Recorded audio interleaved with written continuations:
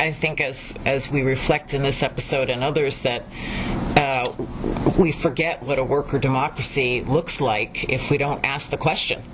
And my book ends by not mincing words that the right and the fascists certainly played dirty, but they had to, because democracy was thriving in this little village. I think also that one of the most important takeaways, so to speak, of the Spanish Civil War, the international involvement in it too, is that the Republic lost. The international brigades lost. But they were right in terms of seeing that fascism had to be stopped and that it was going to require taking up a gun to stop it. And of course, World War II, by 1945, we can say, well, fascism is defeated. But that really begins, it seems to me, in Spain in 1936.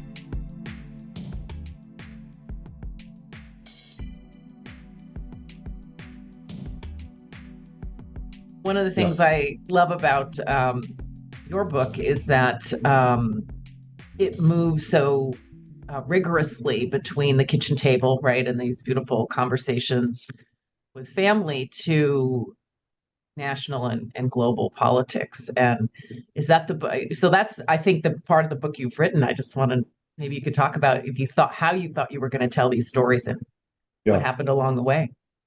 Well, it's first of all, it's a reminder for anyone, I think not just historians, but anybody who's trying to write anything, is that you don't really know what you have until you get the words down on paper. And, we think about these things, we talk about them with friends, we have long conversations, we make endless outlines, but then you actually still have to write sentences and paragraphs and chapters.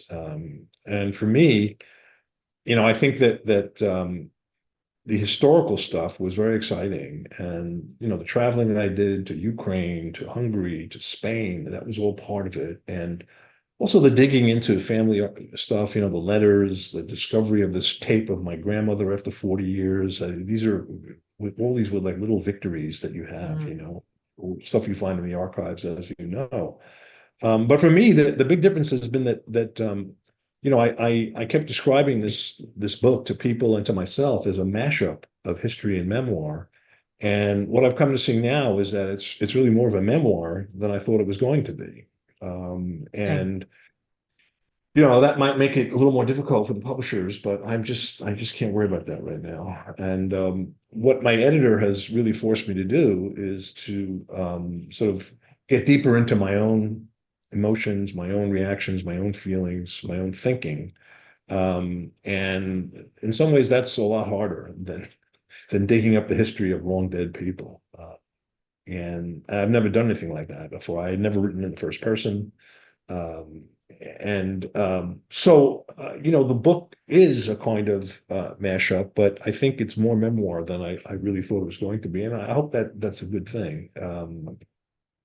But I don't want to sacrifice the history. I mean, what may seem like, extraneous details to some people, like my editor in some cases, to me are critical, because the whole point of this thing is to show, one of the main points of this project is to show the connections between individuals and families and these larger world historic events, of which there are many covered in my book, whether you're talking about, pogroms or mass immigration or unionization or, fighting in World War II or, the Red Scare, all these things. People are both shaped by them and they help to shape them. And I think as a person who's politically conscious, any person who's politically conscious, you have to think about that sort of dialectic, the complicated process. And there's no getting around individual choice, individual decisions. And, as I say somewhere in my book, we too often rely upon these generalizations as sort of explanations. Well, mass immigration, upward mobility, all this kind of stuff. And, they don't really explain anything Yeah. as far as individuals and families go. And that was something that I really try to zone in on. And that's also why I think that the detail is important, rather than Right. just making generalizations about the Spanish Civil War, and I think your work does a lot of that as well, because it seems to me that what you discovered in your town with your great grandfather is that a lot more complicated than you thought, and that the lives that you've uncovered and the events that you've uncovered, the people you've explored, don't necessarily fit in to these Right. narrow little boxes that we're given all the time. So, Absolutely. so No, that's my that's main thought. yeah, no, it's just beautifully put on your part, and that you gave yourself the permission, right, to own the story in a way that, Yeah. was new and a little unfamiliar. And I think it makes for a gripping read. But funnily enough, and I think this is also kind of the fun of talking with you about this, is that I was hoping to do a memoir. I was hoping to do this intimate family story, and ended up having to tell more the prequel to Right. um, Sucked into the history. La Familia Becerra, right? Yeah. The archives were very resistant. I don't have the language skills to do the kind of oral histories that I would, I am a trained oral historian, and I know what that looks like. And I know I couldn't do it in Spanish. And of course, the Spanish archival landscape is very different as well. They don't have a tradition of journalism the way that the Anglo-American scene does. There's more of a Gazette format. Things sort of, they report on official doings, but there's no investigative. There's no nosy reporters writing down things, or even just the gossipy women's page, or the, little squibs you get. Well, Jane is sick this week. I've done a lot of work in U.S. community newspapers, and you can recover an enormous amount of granular, gritty detail about how a community operates. Not so, and in the Spanish 19th and early 20th century context, everything's Yes. pitched at 30,000 feet. And so I was a little, frustrated with that, but in fact, I was able to find some things that have never been touched. And it's just, you don't look in the newspapers, you look in other places. And so the big find, I think, for me, was getting access to, believe it or not, the company archives of this little company town. It was a company town, but it didn't function like a typical company town. And in those records was about 100 letters the company's filed that the local workers cooperative, housing cooperative, had written. They had a kind of a partnership. They had a kind of patronage, if you will. It's kind of what I argue, with the company to get this housing built, because people, there were like smallpox epidemics. It was a very as most, kind of instant mining towns. These are very rough and tumble, unhygienic, highly exploitative, dangerous places. And so I just completely lucked into these 100 letters that no one has seen, no one has looked at. It's on the official letterhead of the, Cooperativa Casa Orange Dream. Baratas. And I hear this guy, Vicente Hernandez Rizzo. He's sort of Henry George's grandson, right? And, in terms of ideology, he is trying to fight back against exploitative rents and lack of equity in terms of like getting a bid for the city, like having control over the city, like having housing and having us being stakeholders. It's all just right there. So, I didn't get this, just like being a historian, or, you don't get the story you want all the time, but you get the story you get. And I feel very excited about that. I get to tell that story. I ended up looking at a lot of prison records and trying to say some things about how everyday people dealt with the police. Of course, policing and the Guardia Civil is an extremely heavy part of community life, and an important part of the polarization that leads to the Civil War in the 30s. And so just that was a really new experience. I'd never I'm kind of a literary kind of person. You remember I was American Studies at Mount Holyoke. And Yeah. so today's a banner day for me because a new edition of Emily Dickinson's letters have been published and they're I'm excited. But I had to work with very gritty sources, very terse, laconic kinds of materials. But it was a good workout because could could say some things about what it meant to live in a heavily guarded, heavily policed environment. And you're a working person, and at least half the town are migrant workers, they're seasonal workers. And what did it mean to have to move through this environment? Who was watching? Who was putting pressure on people?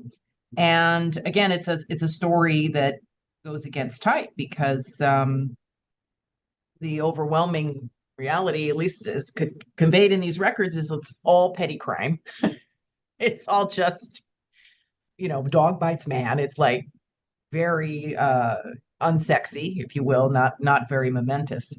And yet, one of the things I'm able to pull out is that in Pueblo Nuevo, unlike the other towns in Córdoba province, people are taken in roughly 3 times the rate for being like kind of undocumented or under suspicion.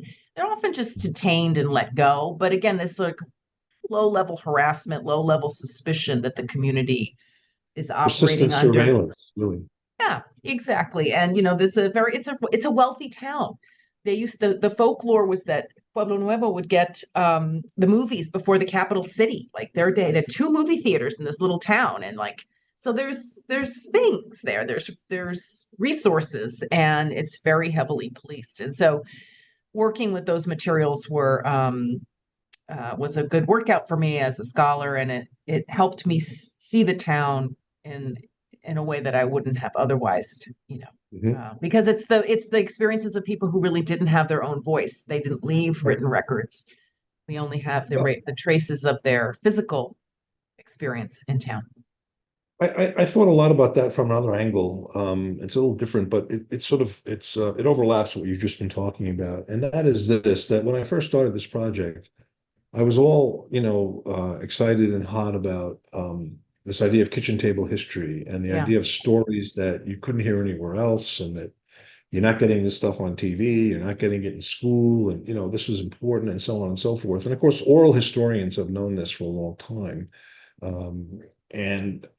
But by the end of the project, I had much more sort of respect for and just acceptance of the silences that, are there too. And I began to realize, and I'm going to try to write about this a bit in the epilogue, I think, why should people talk about escaping a pogrom? Why shouldn't people hide from their children and grandchildren the horrors of, whether it's the Great Depression or political repression? In other words, people had good reasons not to tell these things and to actively, in their minds, I'm sure, protect their kids, their grandkids from these horrible experiences. Yeah. And, it's a humbling thing. And you realize, well, you're not going to know what actually happened in that town, Lysianka in Russia. You can piece together some of it, but, you have to, in some level, accept that people don't want to remember, and that they want to get, and that they want to protect their kids and their grandkids from these horrible experiences. And so now I'm much more clear on that. I'm not so upset about it in the terms of, oh shit, why didn't they talk about the other? No, you have to give them that. You have to honor that, I think. Because all of us, to some extent or another, keep certain painful things to ourselves. We repress certain memories. We try to protect our kids, from awful things. It's a very human instinct in some ways, and it goes. It's a drag for historians like you and me, but it's something ultimately that you have to sort of acknowledge. And so that was a big sort of, I don't want to say discovery, but sort of a shift in my thinking about all this kitchen table history stuff that, Well, it's so lovely. It's really lovely. It's so heartfelt, and it's so, respectful, right? As historians, we're sometimes, and I think perhaps in a U.S. context especially, we sort of feel like whatever we want to know, we want in, it's ours to have. But Historians will also, read neither you anything. or I, Yeah. was gonna say, neither you or I are dealing with famous people.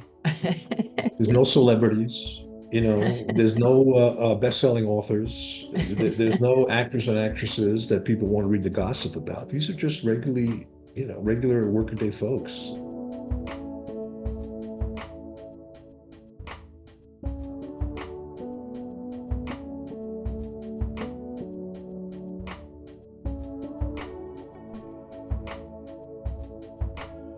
No, I hear you. I hear you. And I think that, we'll see about this little mining town, because these are working people, they're poor people.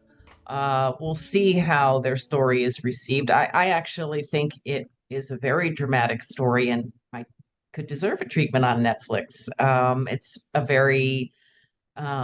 It's sort of like Matewan meets A French Village. That's how I Well, think about it. that would be quite a combo. Those are You both great know, because points. it's the inner workings of how people make up a way to live together under circumstances of not their own choosing, and they try to um, navigate best they can, survive. But also, the argument of the book is this is what grassroots democracy looks like or looked like before fascism in Spain, and could have looked like in other places. This is part of what I'm arguing, that this is not an isolated one-off, but we have to, if we don't ask the question about what working class democracy looks like, particularly outside of a sort of formal rights regime and the liberal model, when we don't know, if we don't ask the question, right? It's like you're saying, if we don't take the lens off the people with the suit and tie, then we don't see how the other half lives, to evoke some of your other scholarship.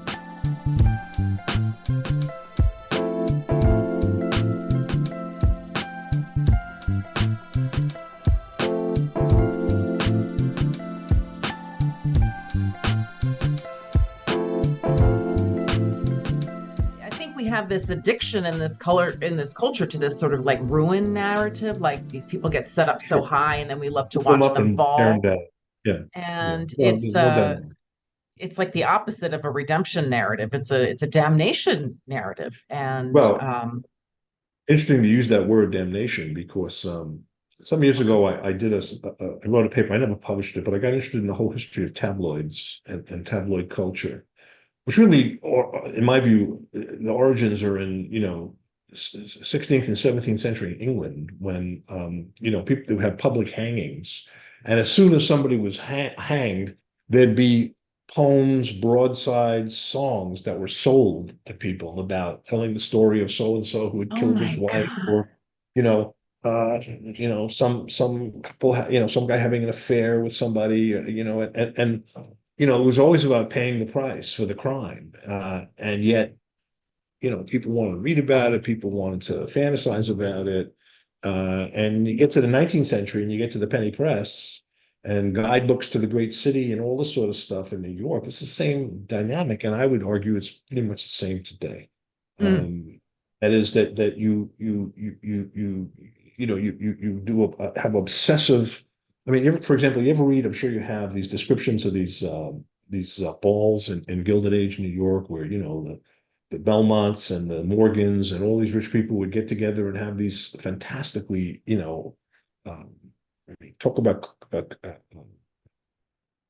just decadent. They'd be like, have knights on horseback inside the houses and stuff like that. Exactly. What's Veblen's phrase? Conspicuous consumption, right? Yeah, way over and the newspapers would be filled with details about who wore what and what they ate and what kind of horses they were eating on, all that stuff. Yeah. And then, and it's, I remember when I did an interview once with People magazine, when they had their 10th anniversary. One of them interviewed me about People, its impact. And I said, well, the thing about People magazine is that they reduce everybody's life to, 10 paragraphs. And it doesn't matter if you're a senator, a baseball player, a movie star, a well-known criminal, whatever, you're a celebrity, you're people. And so that's what happens. And there's an awful lot of that. For sure. This is one of my axioms, right? Everybody is entitled to their own trash culture, right? And anybody that tells you oh, I never watch TV, or I hate that stuff, or this is really terrible. Right, You have your own stuff that right, right. you're watching, you're listening to, whatever, and that's part of the reality of commercial culture, and we're all in it, and Yeah, I mean, I remember when Dan Rogers, who was my advisor in right. Madison, went to Princeton. Yep. The two Doing kids well just said, "Well, there. we're not gonna have a TV set, And I said, "Yeah, but your kids are gonna watch TV at their friends' houses, and they're gonna, I'm just saying, there's like, you think you can somehow, hive yourself off from this shit, and you can't." Right.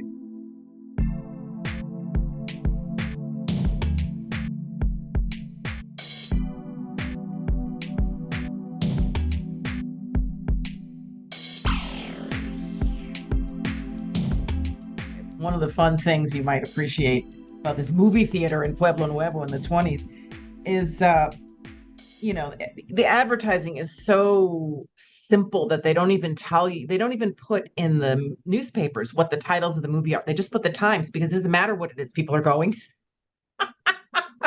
But Well, occasionally a title will slip into some other sort of commentary. And you're gonna love you're gonna love this. The best I can tell, at least sometimes, what they are watching there in the 20s. Westerns. oh, sure, yeah. I wasn't even sure that there were Westerns yet in the 1920s. Oh, yeah.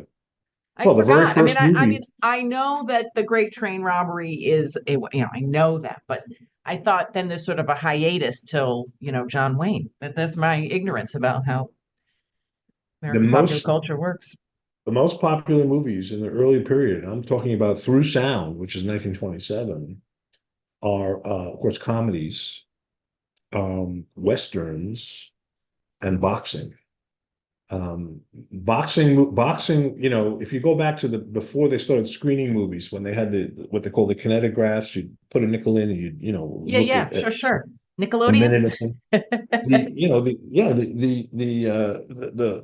the popularity of boxing was such that it's like we have film record of almost every championship boxing match, certainly heavyweight match, going back to the 1890s. I mean, Wow. boxing and movies sort of grew up in a parallel way. Um, but it's funny you mention that, because I just, and I think, by the way, too, that this is true for television for a lot of people, as well as early movies like you're writing about, or researching. Very often the decision is not, I want to watch this show. It's just, I want to watch television. So, I want to go to the movies. Who cares what's playing, right? I got some time off. I want to take my girlfriend, whatever it might be. Exactly. We want to curl up in the back row. Right on. I just finished this really interesting book called Charlie Chaplin versus America. And what it really I is a heard the history. title. Sure. Yeah. It's a history of Chaplin's, sort of persecution by the U.S. government, which begins, by the way, with the very early days of the FBI and J. Edgar Hoover in the 20s. I'm talking about going after him because of, alleged moral turpitude and all. He liked young women. I mean, he, fucked everything in sight. I mean, Chaplin was like the most important movie star ever, in my view, partly because of the global reach. And I'll Yeah. bet you, in the town cinema there, they would often show Mm, Chaplin films. mm. And A true auteur.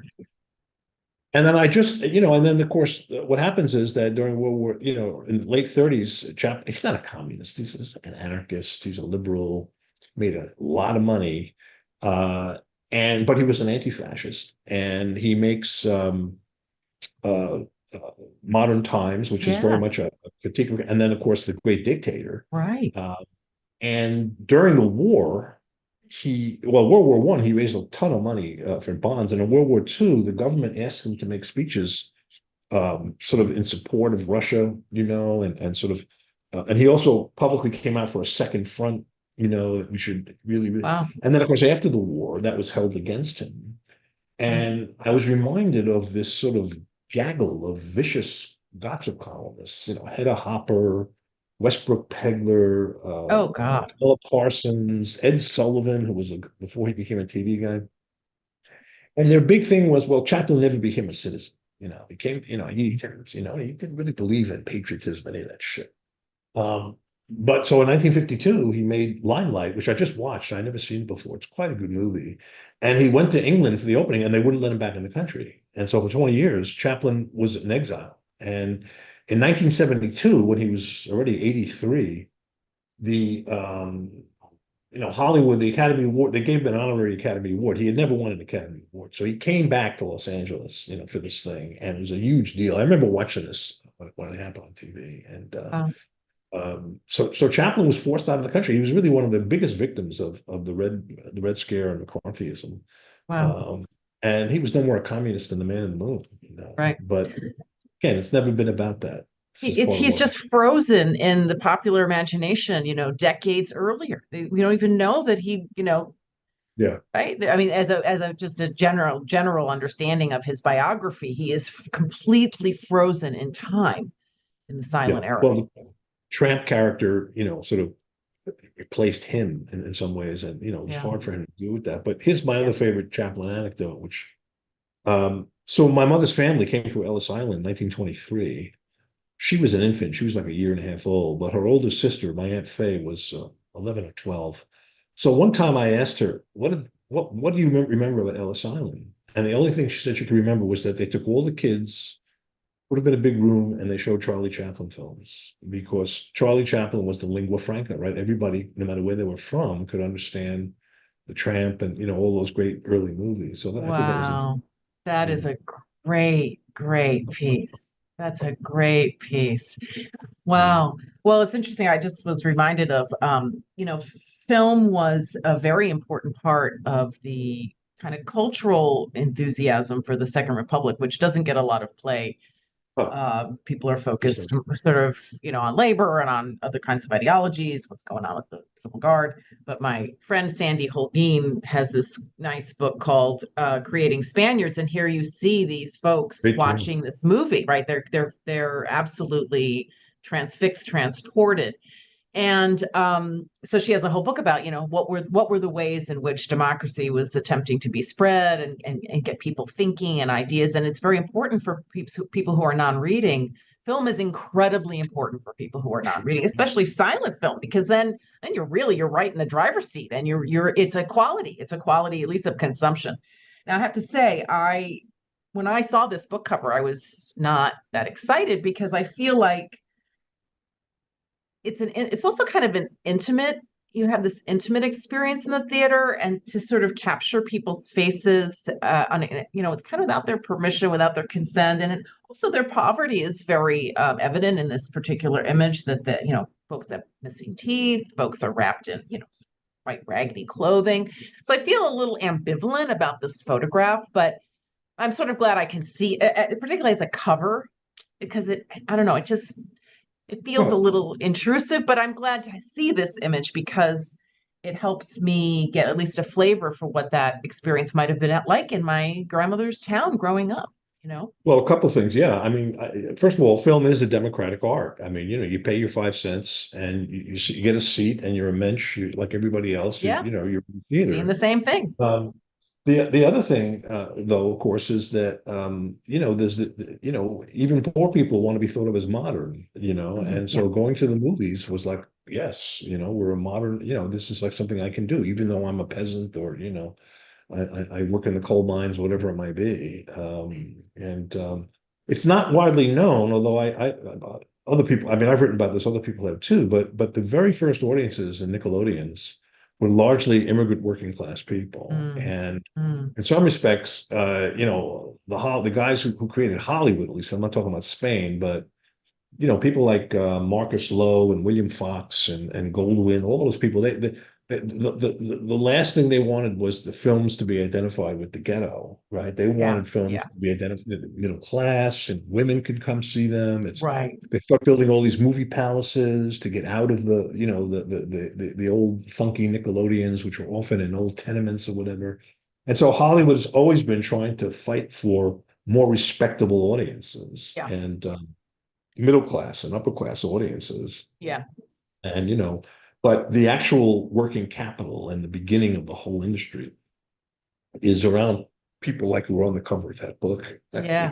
Well, and there's other kinds of things. I don't say a lot about this in the book, but the Rockefeller World Health people make the rounds, in the 20s, and one of their educational tools is film.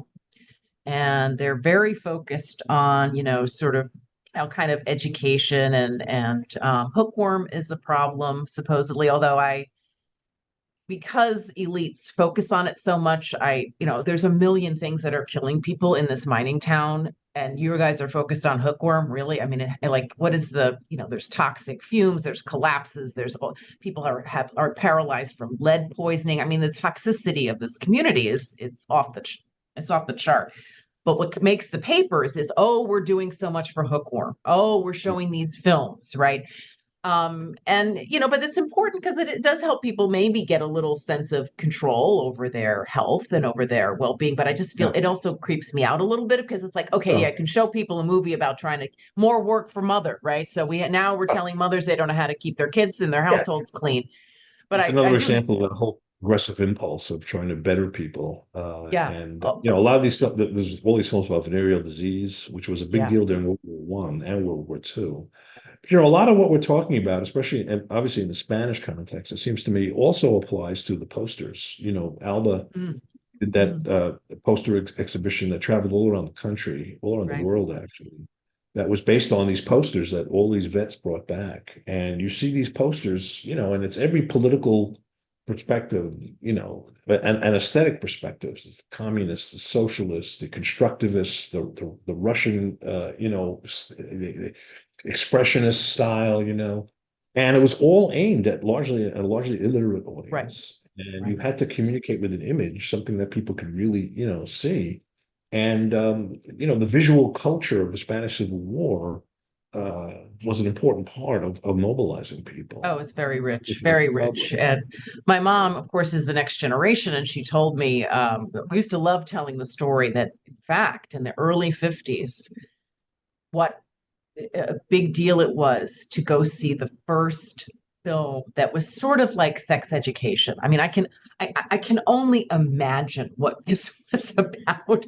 But like a ninth grade hygiene class is what right. And I was a kid, so I really didn't know how to ask a question about it. But it made such an impression on my mother, and the upshot, the memory I have of the story is that, like, you would have thought in her little neighborhood that, like, the world was going to end because people were going to be young people, students were going to be able to watch this movie about sex education. And it was like, clearly the skies were going to part and they were going to be swallowed by the earth itself, but it's huge. It was huge. And as I think I've shared earlier, I think I'm not sure what kind of literacy my grandparents had.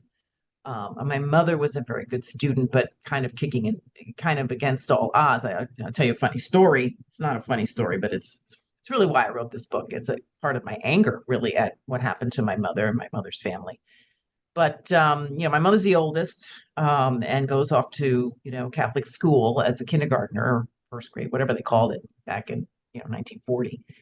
And everything's fine, whatever. My mom goes to school for a few years, and somewhere around fourth or fifth grade, somehow a neighbor is chatting with my grandmother. And she says, and I think, in fact, my memory is that my mother says a teacher came by, or a teacher moved into the neighborhood, because to kind of highlight, I think, in the story, her parents' disconnect from whatever was happening at the actual physical school. And this woman informs my grandparents that, Carmen's still in kindergarten. And my mother's like 9 or 10 years old. And my grandparents are like, what? And this woman says, yes, your daughter has been kept back in kindergarten to teach the other children how to read for the past 5 years.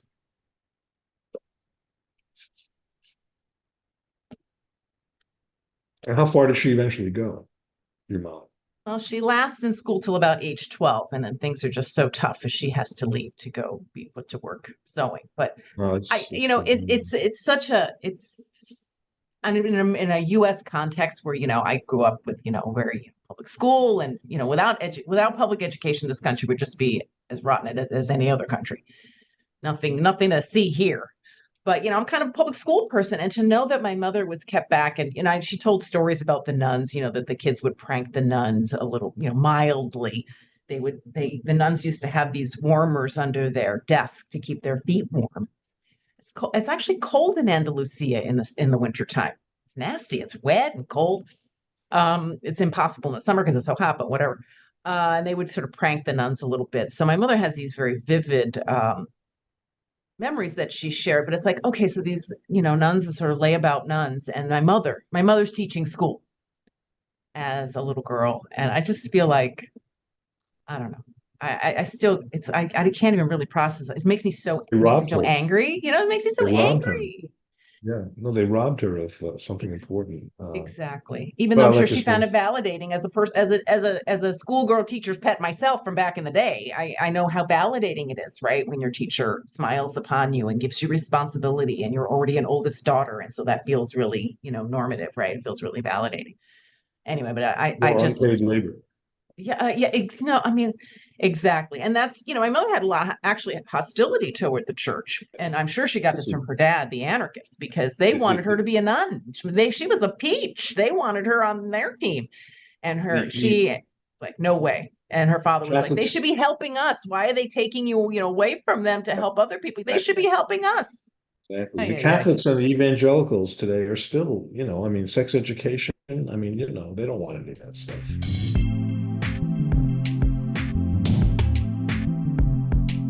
Listen, when our girls turned 13, it was easy. Just put a copy of Our Bodies, Ourselves in their room. And a lot easier. Yeah, gosh, I gave Maria one too.